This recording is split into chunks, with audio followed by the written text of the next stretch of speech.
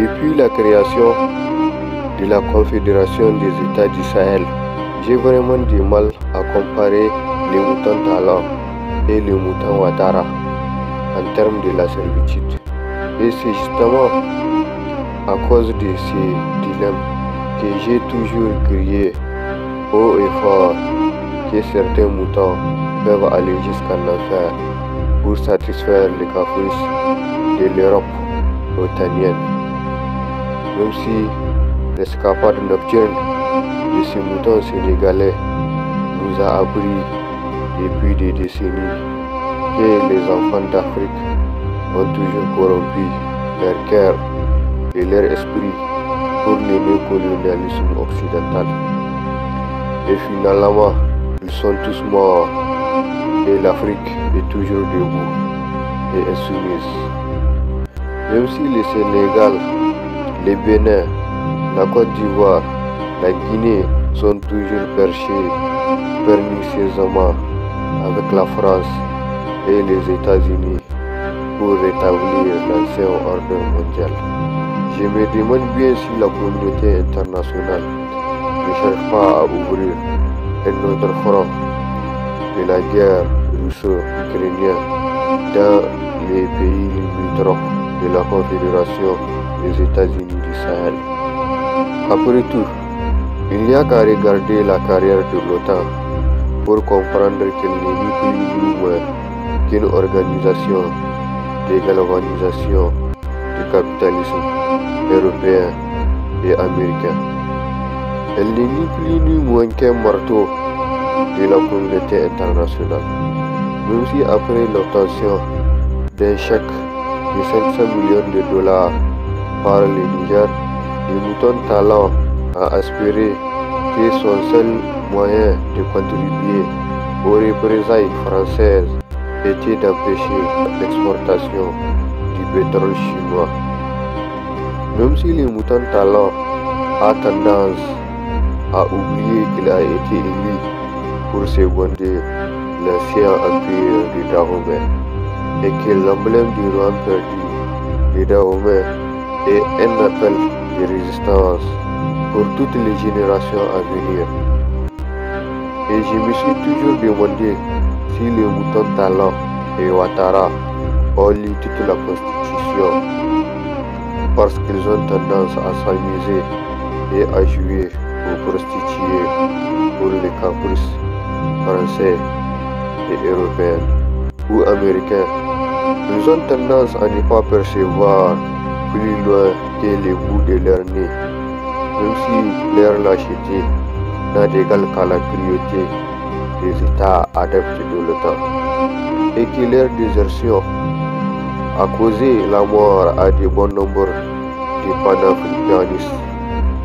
Même si depuis la rébellion du Lutapo Gourma, beaucoup des élèves moutons de la France sont engagés à ramener les États-Unis du Sahel dans les giron de la CEDEAO suicidaire. Même si les moutons Talon et Ouattara n'ont pas l'air de comprendre le nouvel ordre du jour, la démocratie nouvelle ou colonisation des enjeux stratégiques de l'Occident. Et même si, depuis l'avènement du BRICS et d'un certain nombre des aléas politiques, la responsabilité de la démocratie dans la société n'est plus un souci de la communauté internationale. Et en tant qu'enfant du Sahel, je pense qu'il faut bien choisir son camp et avec beaucoup de prudence, puisqu'il n'y a pas que l'Occident dans l'échiquier. En tant qu'enfant du Sahel, j'ai toute autorité à déclarer que ces moutons récalcitrants n'ont pas l'air de comprendre que les bases militaires américaines ont plus de morts à leur actif que l'OTAN et que la plus grande souillure qui a marqué les États-Unis d'Amérique est le projet Manhattan et que ces bases militaires européennes et américaines ont passé beaucoup de temps à manipuler des armes de destruction massive et que c'est vraiment psychopathique pour un ancien ministre de posé que l'Europe doit s'unir pour combattre et étouffer les torrents de révolte qui se met en Afrique. Et en dépit du passé sauvage qui a ravagé l'Afrique durant plus de 4 siècles, un instinct esclavagiste qui a souillé et saigné plus de 16 générations.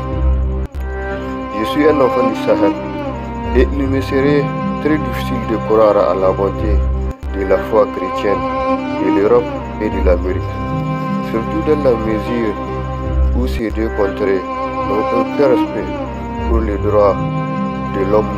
Et j'espère qu'ils auront l'occasion de conforter leur descendance en leur racontant leur prouesse d'esclavagisme moderne. Et je suis sûr que les héros qui donneront leur vie pour l'honneur de la patrie ne se plaindront jamais de leur mort. C'est à croire que les États de la Confédération du Sahel ont tendance à énerver les rêves américains et les caprices européens. C'est à croire que l'Europe et les États-Unis sont l'exemple parfait de la raison pour laquelle les vétos et les cancers qui minent le Conseil de sécurité de l'ONU. Les bases militaires américaines ont fait plus de 20 millions de victimes aux 4 coins du monde, juste après la Seconde Guerre mondiale. Pourtant, certains moutons de l'Afrique n'ont jamais manqué de kilos pour leur donner les gîtes et le couvert afin de compromettre la dignité et l'intégrité des nations africaines. Et même si face à ces terroristes sponsorisés, les Européens et les Américains semblent plus occupés à promouvoir l'homosexualité au continent africain plutôt qu'à lui donner les moyens d'endiguer ces fléaux qui a toujours fait le bonheur des multinationales occidentales. Et même si j'ai toujours pensé que la démocratie n'est ni plus ni moins qu'une faillite que l'Occident a sanctifiée depuis des décennies pour mieux assujettir les fils et filles d'Afrique. D'aucuns disent que dans les relations internationales, quand des nations se battent, la première mesure qu'il convient d'adopter est de les empêcher de se battre, même si les guerres et les embargos sont décrétés et tranchés par la communauté internationale. Et même si les rêves américains s'est payé dans le sang et la sueur, et même si les caprices européens est la conséquence d'un racisme qui a toujours fait battre le cœur de l'Occident.